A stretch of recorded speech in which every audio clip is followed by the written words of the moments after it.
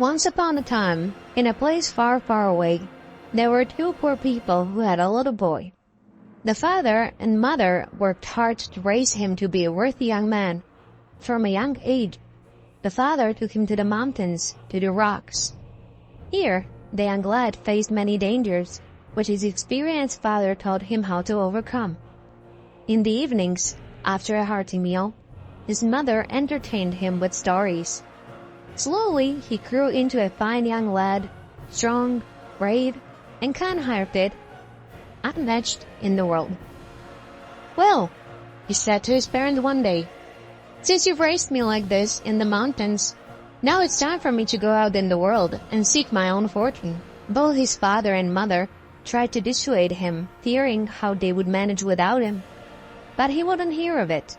He took a staff in his hand and a little pouch at his side and left his parents behind. He journeyed for a long time, up and down hills and through valleys, until he found himself deep in dense forests. "What am I to do here in this wilderness? I can't stay here. There's no sign or sound of people or a village anywhere. I must keep moving before nightfall catches up to me." As he pondered his next steps, he stumbled upon an old path, and he followed it hopefully, thinking it might lead him somewhere. His legs were starting to tire from the long journey, but he pressed on, and then he saw a distant light. "Oh," he exclaimed, "I've found shelter at last." The closer he got, the brighter the light shone, until he saw it before him, a black castle. He entered the castle, passing through the gate, courtyard, and rooms, but no one appeared. "My goodness, what is this? Such a grand castle, and I haven't seen a living soul in it." Finally, he entered the last room and saw an old woman with glasses on her nose, deeply engrossed in a large book. She was so absorbed in her reading that she didn't even notice when the kind lad entered, only when he bowed and said, "Good evening, dear lady." She lifted her eyes and warmly replied, "God bless you, my son, God bless you. Where did you come from?" "Oh, dear mother, I set out in the world to seek my fortune, and now the night has caught up with me. Could you kindly provide me with a place to spend the night?" "Why, of course, gladly," the old lady replied. "I will offer you a place to sleep, and if you're willing, I can also offer you work." "Well, you will see that I won't be afraid of any task," he said. "Very well," she replied. "Here, you'll have an easy one. You'll read these books for me. My eyes have grown weak, and you'll do this for 3 years." These 3 years passed quickly until the day when the young man's service neared its end. The old lady approached him. "You worked well, my son. 3 years passed, so now tell me, what do you ask in return for your service?" "Oh, dear mother, I don't even know what to ask for myself," he replied. "I trust you that you won't treat me unfairly." "Since you trust me, it's settled," said the old lady. "You will have these clothes, and when you wear them, no bullet or sword will harm you. I will also give you the donkey in the stable. When you ride it, it will transform into a magnificent steed. Now go in God's name wherever your heart desires.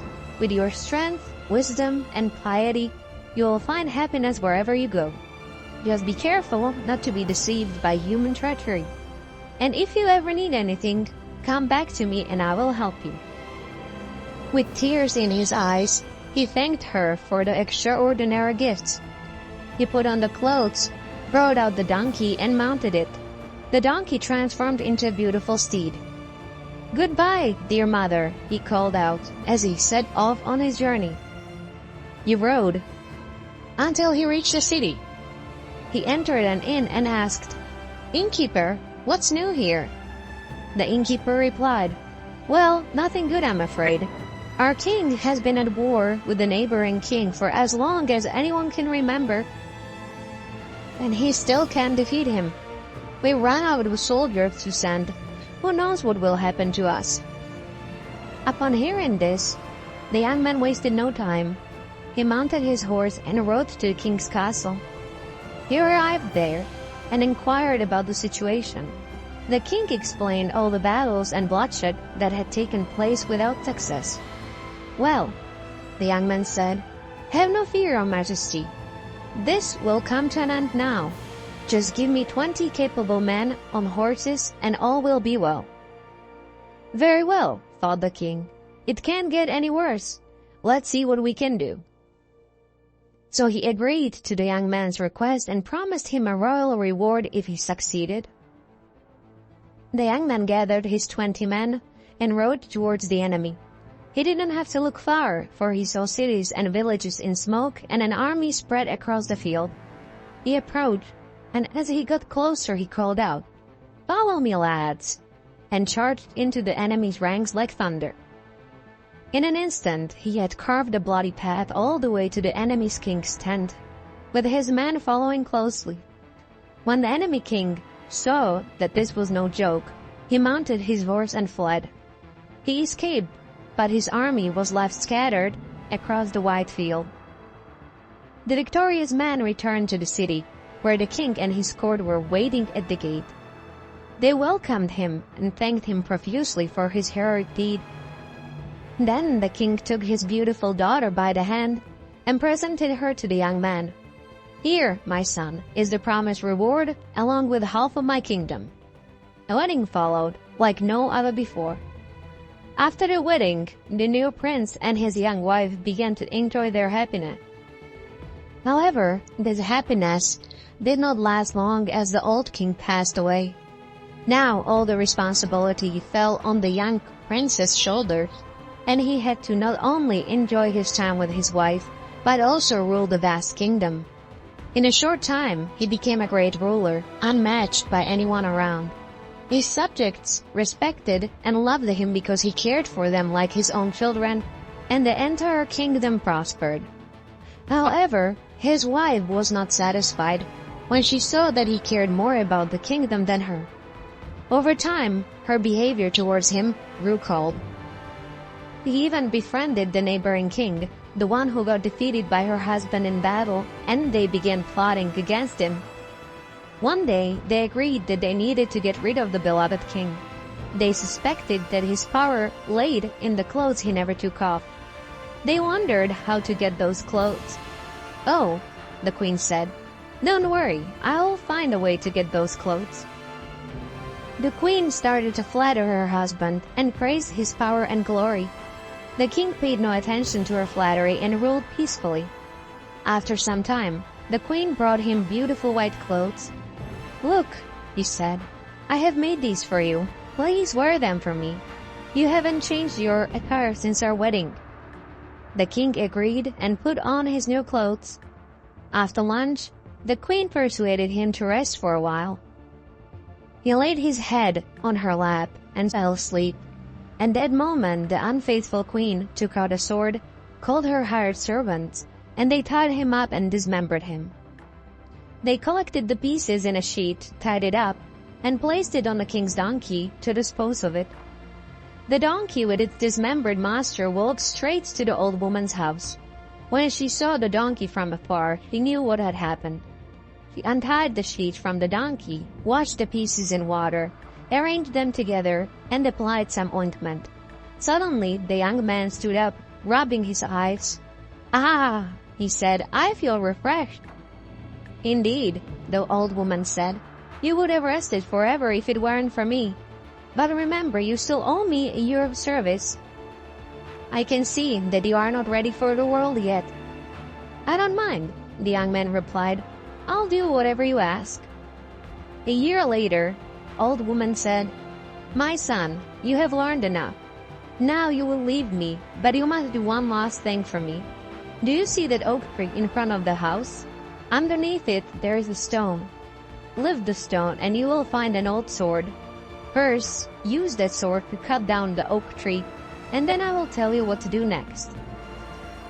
The young man thought that it would take him forever with that old sword, but when he swung it, he realized it was magical.